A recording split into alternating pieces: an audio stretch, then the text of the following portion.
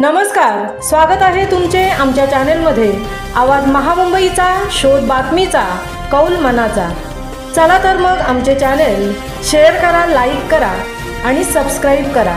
धन्यवाद। जिल्हा परिषदेचे आदर्श शिक्षक पुरस्कार जाहीर। रायगड जिल्हा परिषद प्राथमिक शिक्षण विभागामार्फत देण्यात येणारे जिल्हा आदर्श शिक्षक पुरस्कार जाहीर करण्यात आले आहेत।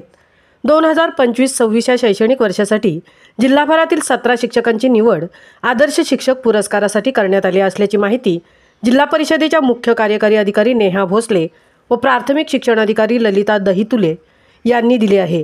भारताचे माजी राष्ट्रपती डॉक्टर सर्वपल्ली राधाकृष्णन यांचा 5 सप्टेंबर हा जन्मदिवस दरवर्षी शिक्षक दिन म्हणून साजरा करण्यात येतो।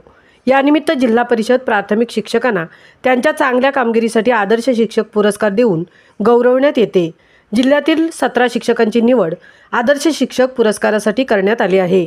अलिबाग तालुक्यातील मनोहर पाटील यांची जिल्हा आदर्श शिक्षक पुरस्कारासाठी निवड करण्यात आली असून पेण तालुका किशोर पाटील, पनवेल तालुका योगिनी वैद्यू, कर्जत संज्योती कांबरी, खालापूर तालुका कीर्ती धारणे, उरण तालुका अजित जोशी, सुधागड तालुका वृषाली गुरव, रोहा तालुका प्रसाद साळवी, महाड तालुका वसंत साळुंके, श्रीवर्धन तालुका सीमा चव्हाण व नारायण खोपटकर, म्हसाळ तालुका शशिकांत भिंगारदेवे, पोलादपूर तालुका विजय पवार, माणगाव सुजाता मालोरे व परेश अंधेरे, तळा तालुका उल्का मोडकर, मुरुड तालुका हेमकांत गोयजी यांना जिल्हा आदर्श पुरस्कार जाहीर करण्यात आले आहेत।